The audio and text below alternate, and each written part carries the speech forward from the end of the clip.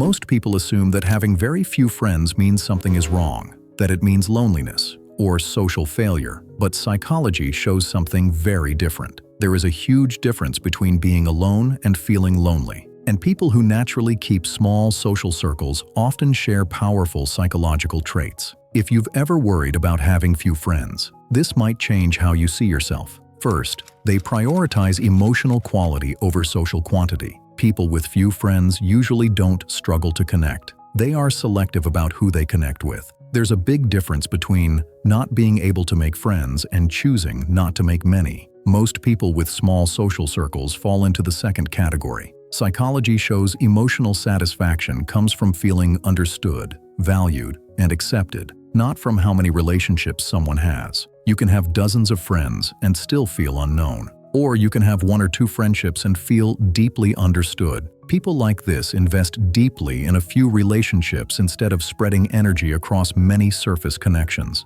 They may avoid large social settings, but show up completely for the people they care about. And research consistently shows relationship quality matters far more than quantity when it comes to well-being. Second, they develop strong emotional independence. People comfortable with limited friendships usually regulate emotions internally. When something upsets them, they don't always need immediate reassurance. When they feel uncertain, they can process it on their own. This ability is known as emotional self-regulation, one of the strongest indicators of psychological stability. Many people feel uncomfortable being alone with their thoughts. They constantly seek distraction or validation. But people with small social circles often become comfortable with their own company. Research shows strong emotional self-regulation is linked to lower anxiety, higher resilience, more stable moods. And interestingly, this independence often makes them better friends, because when they connect with someone, it comes from genuine connection,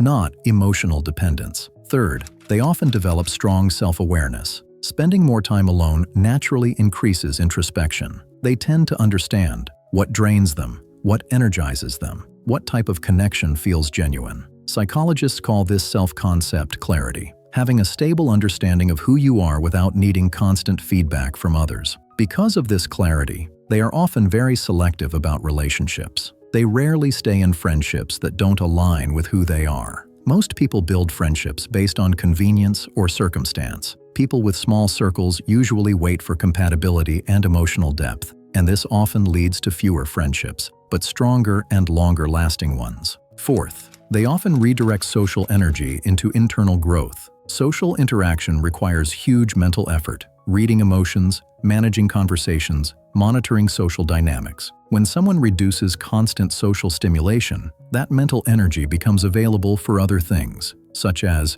creativity, learning skill development. Psychologists often link solitude with creative and original thinking. Many highly creative and intellectually driven people naturally maintain smaller social circles, not because they dislike people, but because deep focus requires uninterrupted space. They aren't disengaged from life. They're focused differently. Fifth, they understand the difference between solitude and isolation. Solitude is chosen and restorative. Isolation is unwanted and painful. Solitude feels peaceful and energizing. Isolation feels empty and distressing. From the outside, both can look the same, but internally, the experience is completely different. People who naturally prefer small social circles often feel satisfied with their level of connection, even if it looks limited to others. If time alone makes you feel calm, clear, and fulfilled, that's healthy solitude. And psychology consistently shows chosen solitude is linked to higher well-being, creativity, and emotional balance. Having fewer friends doesn't automatically mean someone is disconnected. Sometimes, it means they've simply chosen depth over quantity.